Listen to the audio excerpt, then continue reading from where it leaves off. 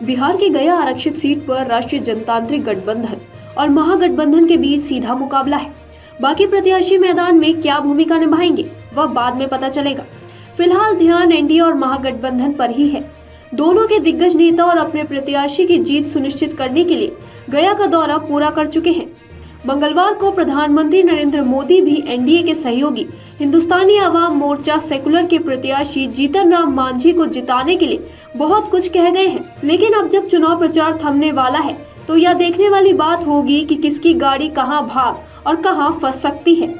अपने विधानसभा क्षेत्र को कवर कर रहे हैं जीतन राम मांझी। ये अहम सवाल इसलिए है कि जीतन राम मांझी और कुमार सर्वजीत अपने जिले से लोकसभा चुनाव के प्रत्याशी हैं। अपने जिले इस लिहाज से कि यहीं से विधायक हैं।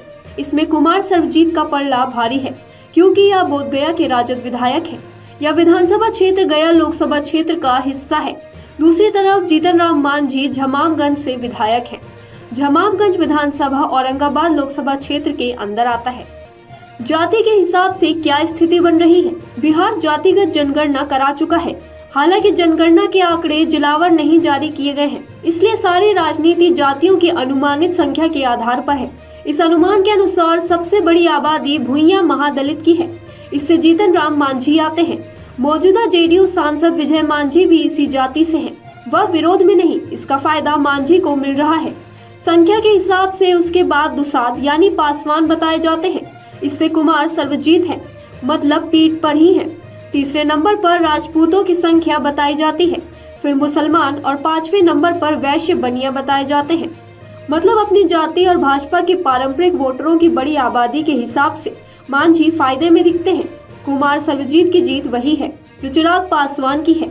स्थानीय राजनीति को समझने वाले इसी आधार पर कह रहे हैं कि अगर चिराग पासवान और पशुपति कुमार पारस ने मिलकर मेहनत कर दी होती तो गारंटी की संभावना बन सकती थी। कैडर के मामले में कौन फायदे में है? प्रधानमंत्री नरेंद्र मोदी ने मंगलवार को अपने समर्थकों से बार बार अपील की कि वह हर बूथ पर उन्हें जिताएं। उन्हें यह क्यों कहना पड़ा, इससे समझना बहुत मुश्किल नहीं है। इस सीट पर हम से प्रत्याशी उतरे हैं और इस पार्टी के पास कार्यकर्ताओं का वैसा नेटवर्क नहीं है। एनडीए में भारतीय जनता पार्टी और जनता दल यूनाइटेड के पास ही नेटवर्क है। भाजपा को चूंकि बिहार की 40 में से 40 सीटों पर जीत की गारंटी चाहिए, इसलिए उसे कैडर की ताकत झोंकनी होगी। इसके अलावा जेडीयू से भी जमीनी सहयोग उसी तरह लेना होगा। इधर महागठबंधन में राष्ट्रीय जनता दल और वाम दलों के पास कैडर है। यह दोनों पूरी ताकत के साथ लगे हैं।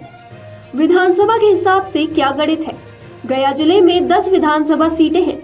इनमें से एक अतरी जहानाबाद लोकसभा और 3 झमामगंज गरुआ और टिकारी सीटें औरंगाबाद लोकसभा सीट से माथात हैं। बची 6 सीटों में बेलागंज से 8 बार के विधायक राजद कोटे के पूर्व मंत्री सुरेंद्र यादव हैं। शेरघाटी में जेडीयू को हराकर राजद की मंजू अग्रवाल विधायक हैं।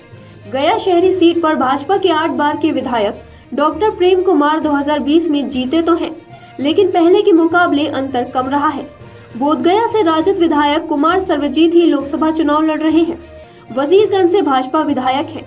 बाराचट्टी से जीतन राम मांझी की समधन ज्योति मांझी विधायक है, लेकिन उनके क्षेत्र में भारी विरोध दिख रहा है। इसी के कारण जिला परिषद के कई सदस्य राजद में आ चुके हैं।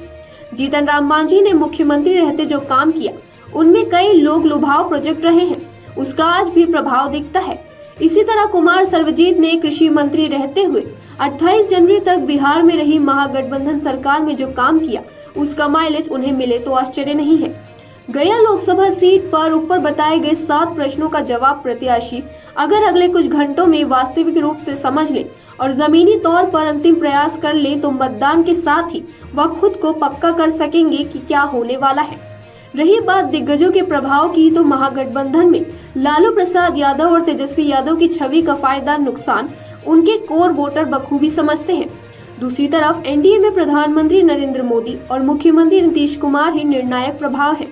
लोग मोदी की अपील और नीतीश की बातों पर चलते हैं तो मांझी की नैया पार लग सकती है। दूसरी तरफ अगर लालू तेजस्वी की बातों पर भरोसा करते हैं तो जेडीयू के विजय मांझी से लेकर हमसे को दी गई सीट फंस सकती है। चुनाव से जुड़ी ऐसी ही खबरों के लिए देखते रहिए अमर उजाला। अगर आप ये वीडियो YouTube पर देख रहे हैं तो हमारे चैनल को सब्सक्राइब करें और बेल आइकन को दबाना ना भूलें। अगर आप Facebook पर ये वीडियो देख रहे हैं तो हमारे पेज को लाइक करें।